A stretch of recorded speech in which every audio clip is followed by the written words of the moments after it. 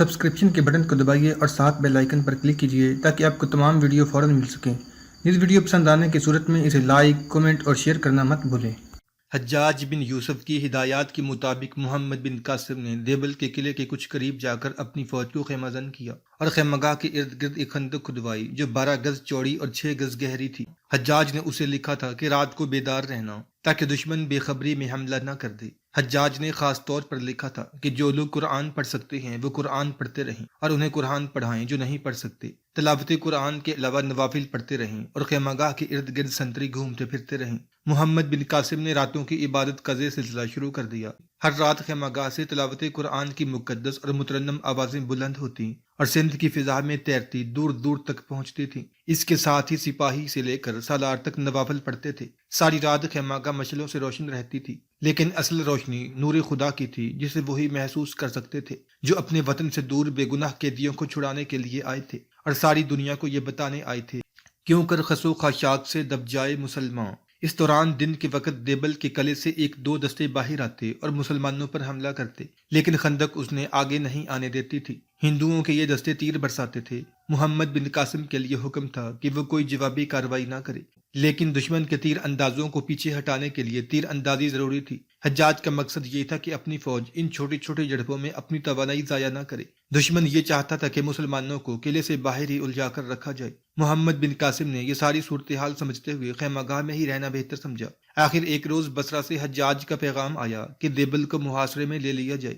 اور اس قلعے کو فتح کرنے کے لیے جو اقدام ضروری ہے وہ جانوں کی قربانی دے کر بھی کیا جائے۔ محمد بن قاسم اسی حکم کے انتظار میں تھا۔ پیغام ملتے ہی اس نے حکم دے دیا کہ رات کو دیبل کے قلعے کو محاصرے میں لے لیا جائے۔ خیمہ گاہ قلعے کی دیواروں سے نظر آتی تھی، اس لیے دن کے وقت ایسی کوئی حرکت نہیں کی جا سکتی تھی جس سے یہ پتہ چلتا کہ خیمہ گاہ اکھاڑی جا رہی ہے اور مسلمان کوئی کارروائی یا نقل و حرکت کرنے والے ہیں۔ سورج غروب ہوتے ہی خیمہ گاہ میں سرگرمی شروع ہو گئی اور دستے اس طرف سے نکلنے لگے جدھر خندق نہیں کھودی گئی تھی۔ یہ تھوڑی سی جگہ اسی مقصد کے لیے رکھی گئی تھی۔ اسلامی فوج کے جو دستے باہر نکلتے تھے وہ احکام اور ہدایات کے مطابق قلعے کے ارد گرد محفوظ فاصلے پر پھیلتے جا رہے تھے۔ آدھی رات تک محاصرہ مکمل کر لیا گیا اور چھوٹی منجنیقیں ایسی جگہوں پر رکھ دی گئیں جہاں سے قلعے کے دروازوں پر اور قلعے کے اندر بھی پتھر پھینکے جا سکتے تھے۔ علل صبح قلعے کی دیواروں پر گھومتے پھرتے سنتریوں نے اعلان شروع کر دیے کہ محاصرہ ہو گیا ہے، خبردار ہو جاؤ۔ اس اعلان سے شہر میں ہڑبونگ مچ گئی۔ تیر انداز دیواروں پر آ گئے۔ شہر کے جو لوگ لڑنے کے قابل تھے وہ بھی پھینکنے والی برچیاں اٹھائے دیوار پر پہنچ گئے اور باقی جو تھے وہ بھی لڑنے کے لیے تیار ہو گئے۔ محمد بن قاسم قلعے کے ارد گرد گھومتا دوڑتا پھر رہا تھا۔ وہ دیوار کا کوئی نازک مقام دیکھنے کی کوشش کر رہا تھا۔ اس قلعے میں ایک سہولت یہ نظر آ رہی تھی کہ اس کے ارد گرد خندق نہیں تھی۔ اس سے یہ اندازہ ہوتا تھا کہ قلعہ بہت مضبوط ہے۔ یہ تو محمد بن قاسم نے بھی دیکھ لیا تھا۔ قلعے کی دیوار عمودی نہیں بلکہ ذرا ڈھلانی بنائی گئی تھی۔ ایسی دیوار کو بہت ہی خطرناک سمجھا جاتا تھا، وہ اس لیے کہ محاصرہ کرنے والے جب دیوار کے قریب جاتے تھے تو دیوار کے اوپر سے وہ صاف نظر آتے تھے اور بڑی آسانی سے تیروں کا یا برچیوں کا نشانہ بنتے تھے۔ ایسی دیوار میں سرنگ بھی نہیں کھودی جا سکتی تھی۔ محمد بن قاسم نے حکم دیا کہ چھوٹی منجنیقوں سے شہر کے اندر پتھر پھینکے جائیں۔ اس حکم کے ساتھ ہی شہر پر سنگ باری شروع ہو گئی۔ دیوار پر دشمن کے جو تیر انداز تھے انہوں نے بے خوف و خطر تیروں کی بچھاڑیں منجنیقوں پر پھینکنی شروع کر دی۔ ان سے منجنیقوں والے کئی سپاہی زخمی ہو گئے، اس لیے منجنیقیں پیچھے کرنی پڑی۔ اس سے یہ نقصان ہوا کہ پتھر شہر کے اندر نہیں جا سکتے تھے کیونکہ فاصلہ زیادہ ہو گیا تھا۔ ہندوؤں نے دلیری کا یہ مظاہرہ کیا کہ قلعے کے پہلوؤں والے 1-2 دروازے کھلتے تھے، اندر سے سوار دستے سرپٹ نکلتے اور مسلمانوں پر حملہ کر کے اسی رفتار سے قلعے کے اندر چلے جاتے تھے۔ مسلمانوں نے ان حملوں کا توڑ کیا، قلعے کے باہر لڑائیاں ہوئیں، لیکن ہندو سواروں کا یہ انداز تھا کہ وہ جم کر نہیں لڑتے تھے بلکہ شب خون کے انداز سے گھوڑے دوڑاتے، ضرب لگاتے اور واپس جانے کی کوشش کرتے تھے۔ ایسے حملوں میں ان کا نقصان تو ہونا تھا لیکن وہ اسلامی فوج کا بھی خاصا نقصان کر جاتے تھے۔ محمد بن قاسم نے اپنے سالاروں سے کہا کہ وہ ایسے جانباز سوار الگ کر لیں جو اس وقت قلعے کے اندر جانے کی کوشش کریں جب اندر کا کوئی دستہ باہر آ جائے۔ یہ طریقہ آزمایا گیا لیکن قلعے کے دروازے فوراً بند ہو جاتے تھے۔ مسلمان سواروں اور پیادوں نے دشمن کے باہر آنے والے دستوں کو گھیرے میں لینے کی بھی کوشش کی،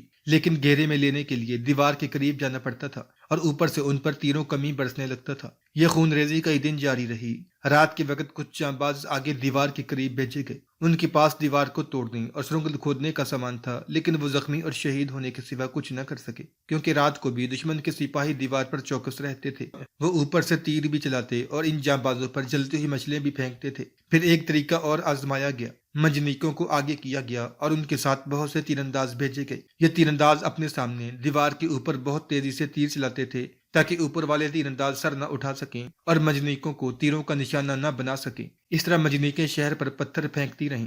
شہر کے اندر کی کیفیت یہ ہو گئی تھی کہ سنگ باری سے خوف و ہراس پھیلتا جا رہا تھا، لیکن اندر کی فوج اور لڑنے والے شہریوں کے حوصلے اتنے بلند تھے کہ وہ شہر کے لوگوں کا حوصلہ بھی مضبوط کرتے رہتے تھے۔ شہر میں بہت بڑا مندر تھا جو دیول کہلاتا تھا۔ اسی کے نام پر اس شہر کا نام دیول رکھا گیا تھا جو دیول بن گیا۔ اسے ایک بہت اونچے چبوترے پر تعمیر کیا گیا تھا۔ اس کے کئی گنبد تھے جو مسجدوں کے گنبدوں کی طرح گول نہیں تھے بلکہ مخروطی اور چوکور تھے۔ ان کے درمیان ایک گنبد تھا جس کی بلندی اتنی زیادہ تھی کہ کئی میل دور سے نظر آتا تھا۔ بعض مورخوں نے اس کی بلندی 120 فٹ کے لگ بھگ لکھی ہے۔ اس گنبد کے اوپر ایک لمبا بانس کھڑا تھا جس کے ساتھ سبز رنگ کا بہت بڑا جھنڈا لہراتا رہتا تھا۔ اس جھنڈے کے متعلق کئی حکایتیں مشہور تھیں، جس میں ایک یہ تھی کہ بہت دور سے گزرتے ہوئے مسافر اس جھنڈے کو دیکھ لیتے تھے تو ان کا سفر آسان ہو جاتا تھا۔ یہ ہندوؤں کا عقیدہ تھا کہ جھنڈا ایک دیوتا نے اپنے ہاتھوں سے یہاں لگایا تھا۔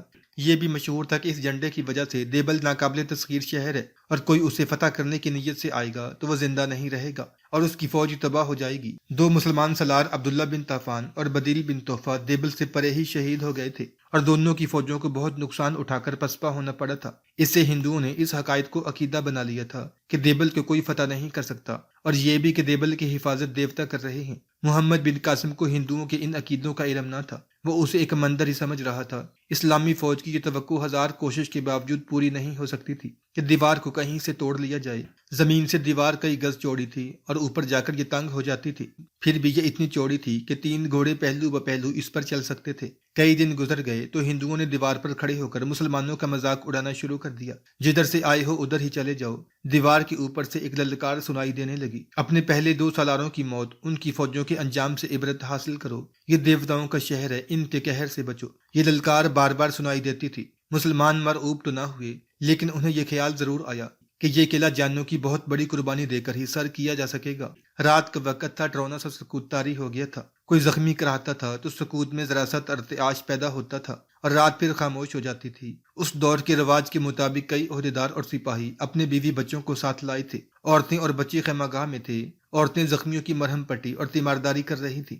دن کے وقت مجاہدین اپنے زخمی ساتھیوں کو محاصرے سے ذرا پیچھے تک پہنچا دیتے اور عورتیں انہیں اٹھا کر خیمہ گاہ میں لے جاتی تھیں۔ محمد بن قاسم نے سالاروں کو اپنے خیمے میں بلایا ہوا تھا اور سب مل کر قلعہ سر کرنے کا پلان بنا رہے تھے۔ محمد بن قاسم کا ایک محافظ خیمے میں داخل ہوا۔ اس نے بتایا کہ ایک ہندو رشی کو پکڑ کر لائے ہیں۔ وہ محاصرے کے ارد گرد گھومتا پھر رہا تھا۔ اسے پکڑا گیا تو اس نے بتایا کہ وہ سپہ سالار سے ملنا چاہتا ہے، وہ جاسوس ہی ہو سکتا ہے۔ محمد بن قاسم نے کہا کہ اسے اندر لے آؤ اور ترجمان بلاؤ۔ خیمے میں ایک آدمی داخل ہوا، وہ کوئی پنڈت یا رشی تھا۔ اس سے پوچھو کہ یہ یہاں کیا کر رہا ہے۔ محمد بن قاسم نے ترجمان سے کہا، آپ پر اللہ کی رحمت ہو۔ اس پنڈت نے عربی زبان میں کہا اور ہنس پڑا، کہنے لگا، میں عرب ہوں اور مجھے اپنے سردار حارث علافی نے بھیجا ہے۔ پھر یہ بہروب کیوں؟ محمد بن قاسم نے پوچھا۔ یہ اس لیے کہ میں دن کو سفر پر تھا، اس نے جواب دیا، اور مجھے یہاں آنا تھا۔ اگر میں اس بہروب کے بغیر آتا تو دن کو کوئی ہندو مجھے پہچان لیتا اور راجہ داہر تک اطلاع بھیجی جاتی کہ جن مسلمانوں کو اس نے پناہ دے رکھی ہے وہ درپردہ محمد بن قاسم کے پاس جاتے ہیں،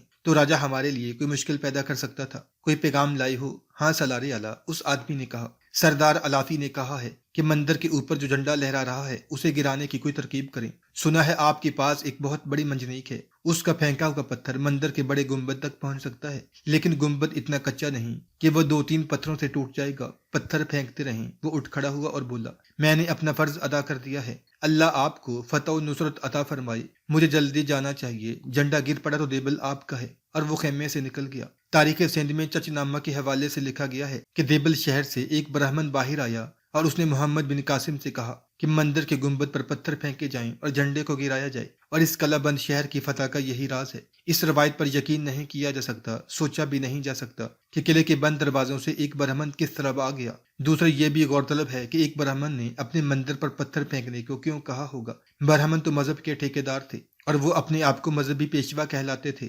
کسی برہمن سے یہ توقع نہیں رکھی جا سکتی کہ وہ مسلمانوں سے کہے کہ مندر کو توڑ دیں۔ قابل یقین یہی بات ہے کہ محمد بن قاسم کو یہ مشورہ حارث علافی نے دیا تھا۔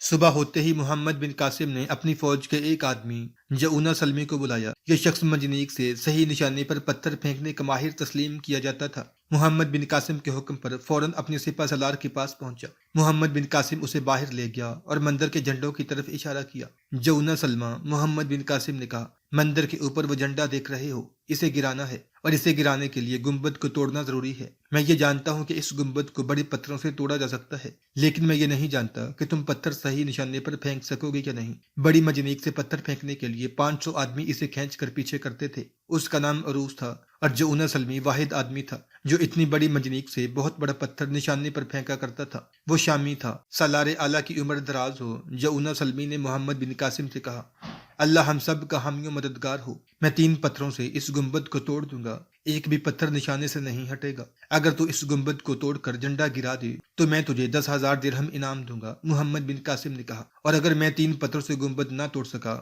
تو سالار اعلیٰ میرے دونوں ہاتھ کاٹ دیں، خدا کی قسم مجھے تم جیسے مجاہدوں کی ضرورت ہے۔ محمد بن قاسم نے کہا، 3 پتھروں کی شرط نہیں، گنبد توڑ دو، جھنڈا گراؤ اور انعام دو۔ بڑی منجنیق عروس کو محمد بن قاسم کے حکم سے قلعے کے مشرق کی طرف لے گئے، کیونکہ سورج طلوع ہو رہا تھا اور اسی طرف سے گنبد زیادہ صاف نظر آتا تھا۔ بڑے بڑے وزنی پتھر اکٹھے کر لیے گئے تھے۔ جعونہ سلمی نے بسم اللہ پڑھی اور منجنیق کی پوزیشن درست کی، فاصلے کا اندازہ کیا، پھر اس نے منجنیق کے پیچھے تھوڑی سی زمین کھدوا کر منجنیق کو پیچھے کرایا۔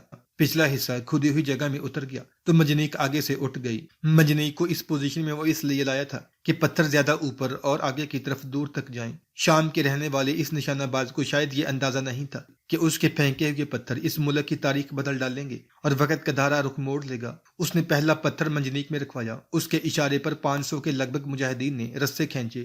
منجنیق کا پتھر پھینکنے والا حصہ پیچھے ہٹتے ہٹتے آخر تک پہنچ گیا۔ جعونہ سلمی کے اشارے پر رسے بیک وقت چھوڑ دیے گئے۔ بڑا ہی وزنی پتھر اڑا، اوپر اور آگے کو اڑتا گیا، قلعے کی دیوار سے آگے نکل گیا اور سیدھا گنبد کے اوپر والے حصے میں لگا۔